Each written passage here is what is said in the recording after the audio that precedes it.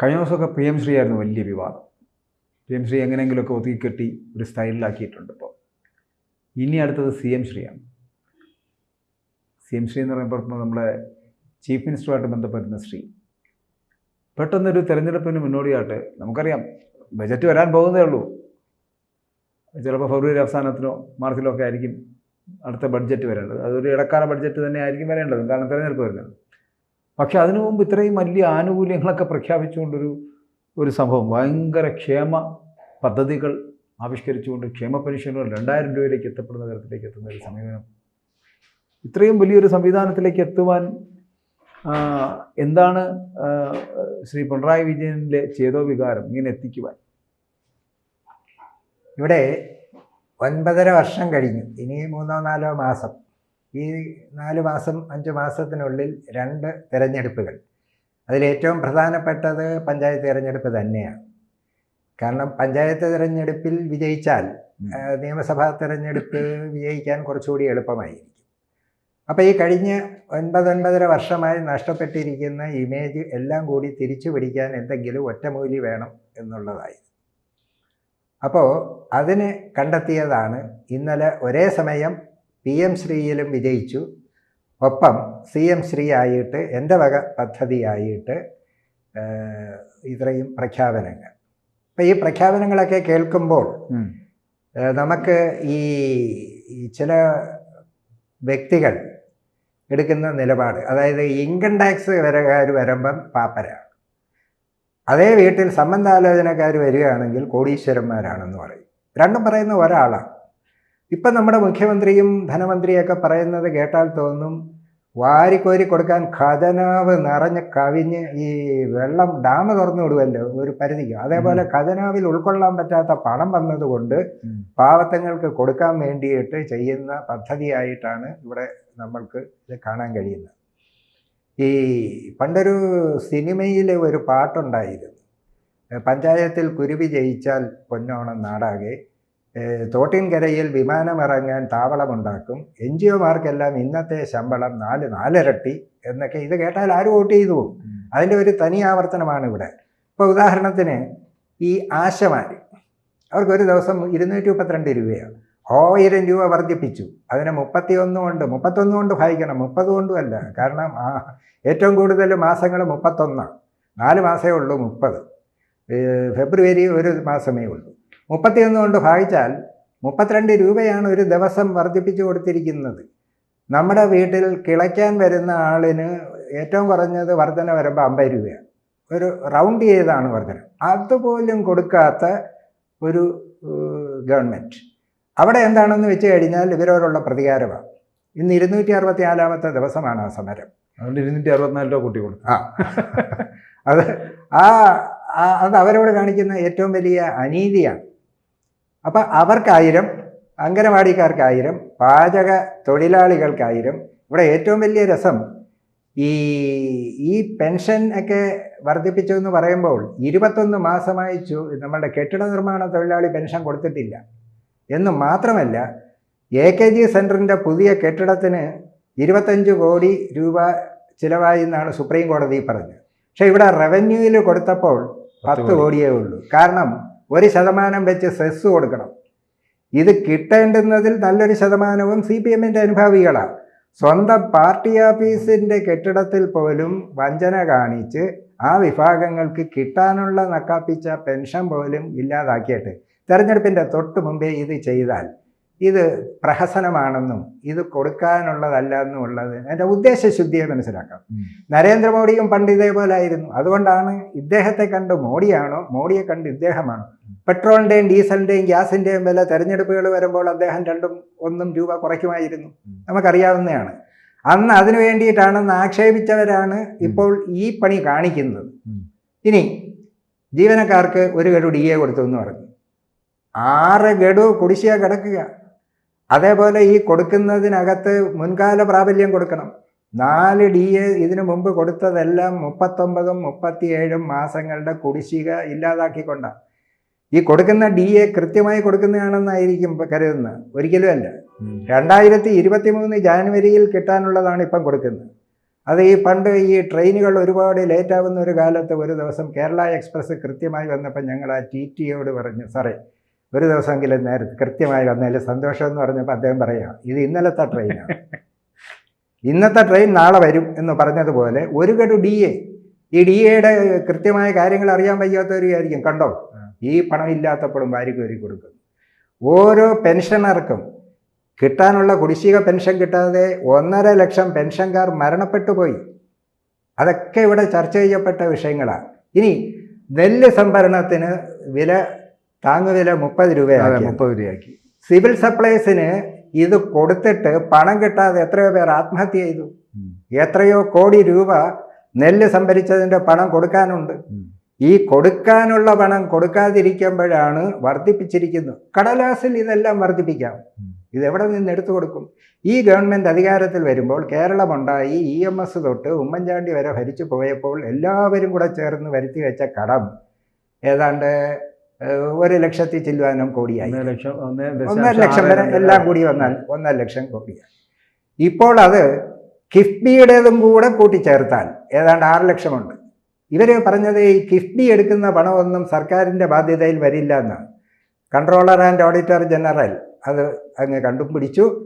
ഇപ്പോൾ കിട്ടാനുള്ള പലതും കിട്ടാത്തത് എന്തുകൊണ്ടാണെന്ന് വെച്ചാൽ ഈ കിഫ്ബിയുടെ കടവും കൂടി കേരളത്തിൻ്റെ കടമായിട്ട് എടുക്കുന്നത് കൊണ്ടാണ്. അപ്പോൾ കേന്ദ്രം കേരളത്തെ ഞെരുക്കുന്നു, അതുകൊണ്ടാണ് ഇവിടെ ഒന്നും കൊടുക്കാൻ പറ്റാത്തതെന്ന് ഇന്നലെ വരെ പറഞ്ഞുകൊണ്ടിരുന്നവർ ഇപ്പം ഈ PM ശ്രീന്ന് പിന്മാറിയപ്പോൾ ഈ 1477 കോടി രൂപ കിട്ടുന്നത് ഇങ്ങനെ എടുത്ത് കൊടുക്കാമെന്നും പറഞ്ഞുകൊണ്ടായിരിക്കും ചിലപ്പോൾ ഇതൊക്കെ പ്രഖ്യാപിച്ചത്. പക്ഷേ അന്ന് വൈകിട്ടത്തെ മന്ത്രിസഭയിൽ തന്നെയാണ് അത് ഇന്ന് പിൻവാങ്ങുന്നതെന്നും പറയുന്നത്. അപ്പം പിന്നെ കിട്ടാമായിരുന്ന 1477 കോടി പോലും കിട്ടാത്ത ഈ സാഹചര്യത്തിൽ കേന്ദ്രം ഇനിയും ഞെരുക്കുമെന്നുള്ളപ്പോൾ ഇതൊക്കെ എങ്ങനെ കൊടുക്കും എന്നുള്ളതാണ്. ഇനി കേന്ദ്രം ഞെരുക്കും എന്നുണ്ടെങ്കിൽ 24-ൽ വന്ന ഗവൺമെൻറ് 29-ൽ വരെ അവിടെയുണ്ട്. ഇവർ ഇതൊക്കെ കൊടുത്ത് വീണ്ടും അധികാരത്തിൽ വന്നാലും ഞെരുക്കില്ലേ? അപ്പോൾ പിന്നെ ഈ പറയുന്നതും ചെയ്യുന്നതും തമ്മിൽ എന്തെങ്കിലും ബന്ധമുണ്ടോ? ഞെരിക്കില്ലായിരിക്കും. കാരണം ഇതുകൊണ്ടാണല്ലോ ഈ PM ശ്രീയിൽ ഒപ്പിട്ടതെന്ന് ബാക്കിയുള്ള അവരുടെ കൂടെയുള്ള ഘടകകക്ഷികളടക്കം പറയുന്നത് അതുകൊണ്ടാണല്ലോ.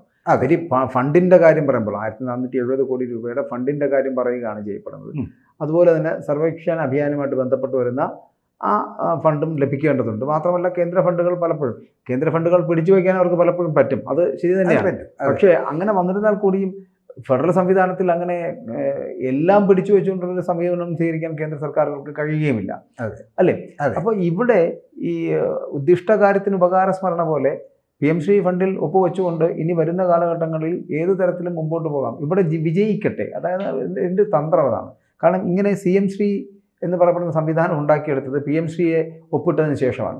അപ്പോൾ അങ്ങനെ അതിൽ താങ്കൾ പറഞ്ഞ പോലെ CPIയുടെ നിലപാടുകളുണ്ടായിരുന്നു. CPI അവർ പറഞ്ഞ നിലപാടുകളിൽ ഉറച്ചു നിന്നില്ല, പകരം മാറി. പക്ഷേ ആ മാറ്റത്തിൻ്റെ ഒരു ചാഞ്ചാട്ടം ഉണ്ടായി. കത്ത് നൽകുകയോ ഉപാധികൾ വയ്ക്കുകയോ ഉപസമിതി ഉണ്ടാക്കുകയോ ചെയ്ത് അത് പൊരുത്തപ്പെടും. ഇവിടെ PM ശ്രീയുമായിട്ട് ബന്ധപ്പെട്ടിട്ട് താങ്കൾ പറഞ്ഞ പോലെ 2029 വരെ ആ സർക്കാർ അവിടെ ഉണ്ടാകും. 2026-ലെ നിയമസഭാ തെരഞ്ഞെടുപ്പിൽ വീണ്ടും ജയിച്ച് അധികാരത്തിലേക്ക് എത്താൻ LDF കാണിക്കുന്ന ഒരു കുതന്ത്രം കൂടിയുണ്ട്. അതിനകത്ത് ഇത്തരത്തിലുള്ള ക്ഷേമ മാർഗങ്ങൾ സ്വീകരിക്കുകയും ജനങ്ങൾ വോട്ട് ചെയ്ത് വീണ്ടും അധികാരത്തിൽ വരികയും ചെയ്താൽ ഇവർ വരണമെന്ന് തന്നെ ആയിരിക്കുമല്ലോ അപ്പോൾ BJP ആഗ്രഹിക്കുന്നത്. കാരണം ഈ CPM ഭരിക്കട്ടെ, അതിന് വേണ്ടിയിട്ട് വേണമെങ്കിൽ ഒരു ഒത്താശ ചെയ്യാം, ഈ ഫണ്ടുകൾ കൊടുക്കാം. എന്തുകൊണ്ടാണ് ബാലഗോപാലൊക്കെ 10,000 കോടിയൊക്കെ വളരെ ഈസി ആയിട്ടാണ് പറയുന്നത്. 10,000 കോടിയല്ല, ഇനിയും കോടികൾ കൊടുക്കാൻ തയ്യാറാണ്. ഇത്രയും കോടികൾ കൊടുക്കാൻ തയ്യാറുണ്ടെങ്കിൽ പാവപ്പെട്ട ആ സെക്രട്ടേറിയറ്റിന് മുമ്പിൽ കിടക്കുന്ന ആശമാരോടും ഈ താങ്കൾ നേരത്തെ പറഞ്ഞ ക്ഷേമ പെൻഷൻകാരോടും സാധാരണക്കാരോടും എന്തുകൊണ്ട് അത്തരത്തിലുള്ള അനുകൂല സമീപനം സ്വീകരിക്കാൻ അവർക്ക് കഴിയുന്നില്ല എന്നുള്ളത്. ഈ സ്വന്തം അമ്മയ്ക്കോ അച്ഛനോ ഭക്ഷണം കൊടുക്കുകയോ മരുന്ന് വാങ്ങി കൊടുക്കുകയോ ചെയ്യാത്തവർ ചാരിറ്റിക്ക് വേണ്ടി കൊണ്ടുപോയി കൊടുത്ത് പബ്ലിസിറ്റി നേടുമെന്ന് നമ്മൾ പറഞ്ഞു കേട്ടിട്ടുണ്ട്. ഇവിടെ ആശമാർക്ക് കൊടുക്കാൻ പണമില്ല, പാചക തൊഴിലാളികൾക്ക് കൊടുക്കാൻ പണമില്ല, ആർക്കും കൊടുക്കാൻ പണമില്ല. ചോദിച്ചാൽ പറയുന്നത് കേന്ദ്രം ഞെരുക്കുന്നു, അതുകൊണ്ട് കിട്ടുന്നില്ല. ഇപ്പോൾ കേന്ദ്രം ഇനി ഞെരുക്കില്ല എന്നെന്തായാലും ഉറപ്പ് കൊടുത്തോ നമുക്കറിയില്ല. രഹസ്യമായിട്ട് വല്ല ഉറപ്പ് കൊടുത്തോ ഇല്ലയോ എന്ന് നമുക്കറിയില്ല. എന്തായാലും PM ശ്രീന്ന് കിട്ടാനുള്ളതിന് ഒപ്പിട്ടു. ഓക്കെ, ഒപ്പിട്ടപ്പോൾ അത് കിട്ടേണ്ടതാണ്. ആ ഒപ്പിട്ടത് മരവിപ്പിക്കുമോ ഒന്നും നമുക്കറിയില്ല. അപ്പോൾ അവിടെ നിന്നൊന്നും കിട്ടാനുള്ള പ്രതീക്ഷയൊന്നുമില്ല. പിന്നെ എന്ത് കണ്ടുകൊണ്ടാണ് ഇവിടെ ഇത് പ്രഖ്യാപിച്ചതെന്ന് ചോദിച്ചാൽ വളരെ ലളിതം. ഇതൊന്നും കൊടുക്കേണ്ടുന്നതല്ല. ഇനി വരുന്ന ഗവൺമെൻറ് കൊടുത്തുകൊള്ളും. ഒരു പക്ഷേ ഏതെങ്കിലും സാഹചര്യത്തിൽ ഈ ഗവൺമെൻറ് വന്നാൽ, തുടർന്നും വന്നാൽ, ഇപ്പോൾ ചെയ്തിരിക്കുന്നത് പോലെ അനുവർത്തിക്കാം, കൊടുക്കാതിരിക്കാം, പിന്നെ വരുന്നവർ തെരഞ്ഞെടുപ്പിന് കൊടുത്താൽ മതി. ഇനി അതല്ല, ഭരണത്തിന് വെളിയിൽ പോവുകയാണെങ്കിൽ പിറ്റേ ദിവസം മുതൽ ഈ കുടിശ്ശികകളെല്ലാം കൊടുക്കണമെന്നും പറഞ്ഞുകൊണ്ട് സമരവും ചെയ്യാം.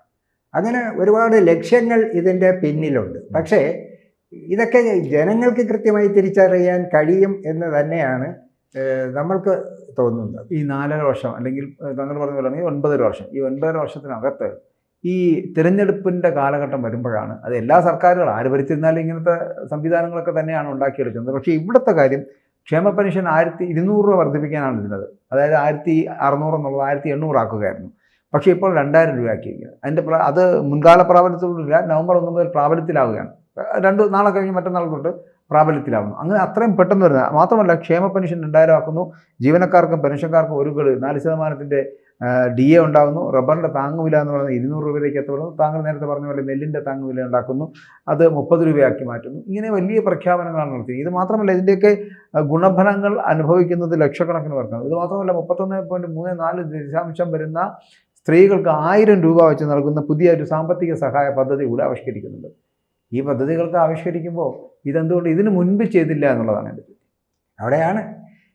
അവിടെയാണ് നമ്മൾക്ക് ഇത് ജനങ്ങളോടുള്ള താല്പര്യം കൊണ്ടോ അവരുടെ ബുദ്ധിമുട്ട് കണക്കിലെടുത്തുകൊണ്ടോ ഒന്നും അല്ല. ഇനി ഈ രൂപ ഒക്കെ 200-ഉം 300-ഉം ഒക്കെ വർദ്ധിപ്പിക്കുന്നു എന്ന് പറയുമ്പോൾ ഇതിൻ്റെ എത്രയോ ഇരട്ടി രൂപയാണ് മറ്റ് ഓരോ ഫീസുകൾ വർദ്ധിപ്പിച്ചത് വകയിൽ പോകുന്നത്. എന്തിന്? 1 ലിറ്റർ വെള്ളത്തിന് 1 പൈസ എന്ന് പറഞ്ഞപ്പോൾ ആളുകൾ വിചാരിച്ചു 1 ലിറ്ററിന് 1 പൈസയല്ലേ. ഒരു വീട്ടിൽ 500-ഓ 600-ഓ 1000-ഓ ലിറ്റർ ഒരു ദിവസം വേണം. ഒരു മാസം 30,000 ലിറ്റർ, 300 രൂപ അങ്ങ് പോയി. കറണ്ട് ചാർജ് വർദ്ധിപ്പിച്ചു, കെട്ടിട നികുതി വർദ്ധിപ്പിച്ചു. കെട്ടിട നികുതി വർദ്ധിപ്പിച്ചിരിക്കുന്നത് ഇനി കേരളം അവസാനിക്കുന്നത് വരെ എല്ലാ ഏപ്രിൽ 1-നും 5% വീതമാണ് വർദ്ധിക്കുന്നത്. 1000 രൂപയുള്ള കെട്ടിടത്തിന് 1050 ആകും. അടുത്ത വർഷം 1050-ൻ്റെ 5% ആകും. പിന്നെ അതിൻ്റെ ഇങ്ങനെ വർദ്ധിപ്പിച്ചത് ഒരു തവണയാണ്. പക്ഷേ അതിൻ്റെ പ്രയോജനം ആണ്ടുതോറും കൂട്ടുപലിശ പോലെയാണ്. ഇങ്ങനെ ആ അർത്ഥത്തിൽ നമ്മൾ നോക്കുകയാണെങ്കിൽ ഈ വർദ്ധിപ്പിച്ചത് എല്ലാം കൂടി നോക്കിയാൽ ഇവർ അടിച്ചേൽപ്പിച്ചതിൻ്റെ 7 അയലത്ത് പോലും വരുന്നില്ല. പിന്നെ ആളുകൾക്ക് പെട്ടെന്ന് അല്പം രൂപ കിട്ടുമ്പോൾ അവർക്ക് വലിയ സന്തോഷവും. ഇപ്പോൾ ഇത് പറഞ്ഞാൽ ശ്രീ ഗോപൻ, നമ്മളുടെ കഴിഞ്ഞ കോവിഡ് സമയത്ത് 12 കിറ്റ് കൊടുത്തു. ഒരു കിറ്റിന് 5 രൂപ റേഷൻ കടക്കാർക്ക് അതിൻ്റെ സർവീസ് ചാർജ് കൊടുക്കണം. 14,000 റേഷൻ കടയുണ്ട്. ഒരു കിറ്റിന് 5 രൂപ, 10 കിറ്റിന് 50 രൂപ, 1000 കാർഡ്, 50,000 രൂപ ഒരു റേഷൻ കടയ്ക്ക്. ഇത് അന്ന് തൊട്ട് ഇന്ന് വരെ കൊടുത്തിട്ടില്ല. സുപ്രീം കോടതിയിൽ കേസിന് പോയി ഗവൺമെൻറ്. അവിടെ പറഞ്ഞെന്താണെന്നറിയാം, കിറ്റ് ഞങ്ങൾ കൊടുത്തത് സൗജന്യമായിട്ടാണ്, അതുകൊണ്ട് റേഷൻ കടക്കാരും സൗജന്യമായിട്ട് കൊടുക്കണം. ഇപ്പം നമ്മളുടെ മരുന്ന് നമ്മളുടെ ശസ്ത്രക്രിയാ ഉപകരണങ്ങൾ തിരിച്ചെടുത്തോണ്ട് പോയി. അപ്പോൾ അതിന് മന്ത്രി പറഞ്ഞ് നമ്മൾ കേട്ടു, ഹൃദയ ശസ്ത്രക്രിയ സൗജന്യമായിട്ടാണ് നടത്തുന്നത്, അതുകൊണ്ട് ഈ ഉപകരണവും മരുന്നും കൊടുക്കുന്ന കമ്പനിയും സൗജന്യമായി കൊടുക്കണം. ഡോക്ടർമാർ സമരത്തിലാണ്. ശമ്പള പരിഷ്കരണം, DA കുടിശ്ശിക എല്ലാം അവിടെ കിടപ്പുണ്ട്. അവരോട് ഇനി പറയാൻ പോകുന്നത്, സർക്കാർ ആശുപത്രിയിൽ സൗജന്യമായിട്ടാണ് ചികിത്സ, അതുകൊണ്ട് നിങ്ങൾ സൗജന്യമായി ചികിത്സിക്കണം. എങ്ങനെയുണ്ട്? ഗവൺമെൻറ് സൗജന്യമായി കൊടുക്കുന്നത് കൊണ്ട് ഉദ്യോഗസ്ഥരും അതുമായി ബന്ധപ്പെട്ട് ജീവിക്കുന്നവരും സൗജന്യമായി ചെയ്യണം. അങ്ങനെ മരുന്ന്, ഹൃദയ ശസ്ത്രക്രിയ പോലും മുടങ്ങിക്കിടക്കുന്ന സമയത്താണ് ഈ ഗവൺമെൻറ് ഈ 10,000 കോടിയൊന്നും ഒരു വിഷയമേ അല്ല എന്നൊരു ധനമന്ത്രി പറയുമ്പോൾ ഇതെവിടെങ്കിലേക്ക് ഒന്ന് പൊരുത്തപ്പെടണ്ടേ? അതിനുള്ള വഴിയും കണ്ടെത്തിയിട്ടുണ്ടെന്നാണ് പറയുന്നത്. അതെന്താണെന്ന് നമുക്കറിയില്ല. അത് അടുത്ത നികുതി ഭാരം ആയിരിക്കും.